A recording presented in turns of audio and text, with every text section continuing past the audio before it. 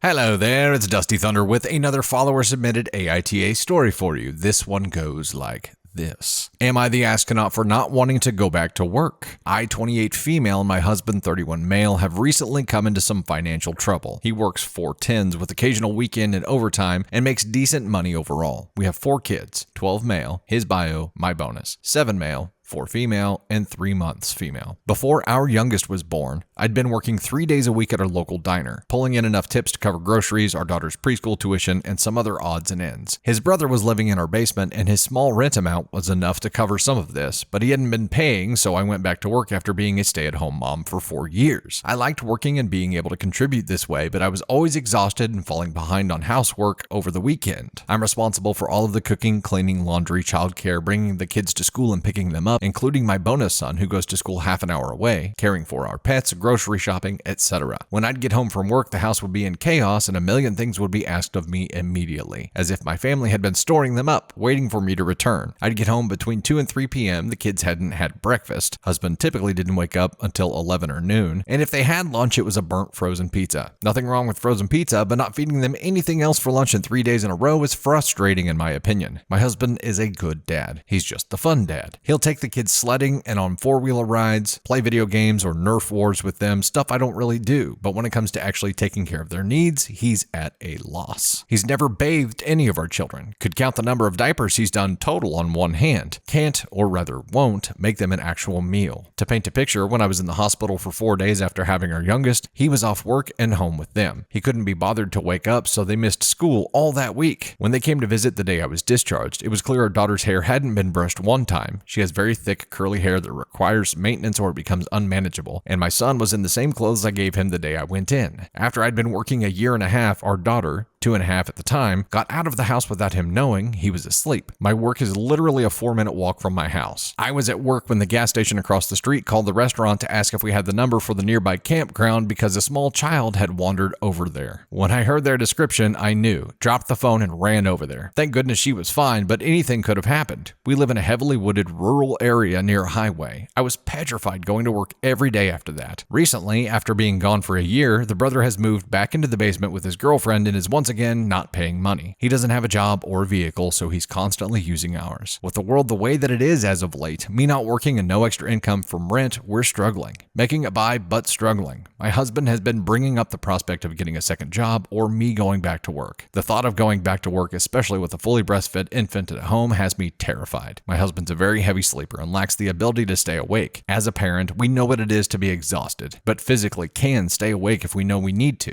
He can't. He spends his days off mostly playing video games on the couch, during which he'll fall fast asleep and be nearly impossible to wake up. Just having him hold the baby for me while I make dinner or something, I have to peek around the corner to make sure he hasn't dozed off with her. He has once or twice. Going back to leaving him to care for the kids over the weekend just doesn't seem like a viable option. He's made several comments about how taking on a second job would wreck him physically, so I feel guilty for thinking that's the better option. I haven't voiced these concerns yet and nothing's been put into action, but if and when it's brought up again, what should I do? He's very sensitive about his status as a good dad and gets on the "oh sorry, I'm such a piece of shit" defense without actually trying to talk through any of it when confronted with his shortcomings. I'm afraid to tell him I don't feel safe leaving the kids, especially the baby, alone with him for stretches that long, but I'm more afraid of our children being neglected or something terrible happening. So, am I the astronaut for not wanting to go back to work and preferring my husband to get a second job if need be? You know, something that I think is really interesting with follower submissions and AITA posts or any kind of story, period, is that as people are writing things out, I think they answer the majority of their own questions. And probably by the end of writing that, after they send it off, they're like, I feel like I have a better understanding of my situation now, because actually writing it out forces you to say those things, forces you to identify all of the pieces that are in play here. And I think this OP did that. I think she's answered her own questions, because what she said was she doesn't want to hurt him by saying or making him feel like he's a piece of shit dad, but she is more afraid of leaving the kids with him. And I think that's what it comes down to. Would you rather hurt hurt his feelings or have something happen to the kids. And I think in this case, you know what the right decision is, and you answered your own question here. I think how you approach that is the delicate thing. And maybe that's what you're really after here is the how do I approach this? How do I bring it up? And maybe you tell him what you told us, because it makes it pretty irrefutable. If you say, look, I know that you love our kids. This is not about loving our kids. This is about where we're most effective as providers and caregivers. And if the situation is me getting a job, then here's what's going to happen while you're at home. And we know this is going to happen because it's happened time and time and time and time again. That's just not where your strengths are. Your strengths are being a provider and making money, and you're good at that, and you don't have problems doing that. So do that. You do have problems staying home. We have numerous problems, and that makes working for me ineffective because I'm distracted the whole time. I'm trying to work because I'm worried about what's going on at home. I'm worried about hearing that one of our kids has snuck out of the house again. I'm worried about all of these things happening. Nothing is a win here. It's choosing the least amount of pain. And the least amount of pain comes with him taking a second job, because that doesn't involve the kids being put at risk. Not because he's a shitty dad. He loves his kids, and you know that, but because of the risks associated with him falling asleep and not being able to actively care for them. That's it. If the two scenarios are you go back to work and he stays home with the kids, or he takes on another job and you continue staying home with the kids, the least amount of risk is in you staying home with the kids. I think that's all there is to it. You have to delicately communicate that with him, but I think if you lead with, I know you love our kids and I know that you are a great dad, but as parents, we have different strengths. That's a good segue into here's what we're faced with, and here's what's going to happen with option A, and here's what's going to happen with option B. And I think this one has the least amount of impact on our children. And as parents, that's the one you have to go with because it's the least amount of risk put on your kids. It's kind of hard to argue with that because you have all of the events that have happened when he was home with the kids are supposed to be watching them to use as ammo here if you need to. And he knows these things. Unless he's just going to pretend like none of that happened, you don't have to go into it. You can simply say, we know because of all of the things that have happened before. And that's it. If you even have to go there. I feel for you. This is a super delicate situation. And I know economically, there are a lot of people in the same position here where we're all just trying to find ways to survive. And that's what it is right now is you're trying to pivot to survive here. But which one of those provides the least amount of risk for your children? That has to be the winner. And that's all there is to it. If you have to choose between protecting your children and protecting his ego, it should be a pretty easy choice. Of course, commenters, let me know what you think here. There could be something that I'm missing. How do you think she should approach this conversation with her husband? What would you do in this situation? Have you run into something like this before? Let me hear it. Type it out, swipe it out, do whatever you do there, yeah?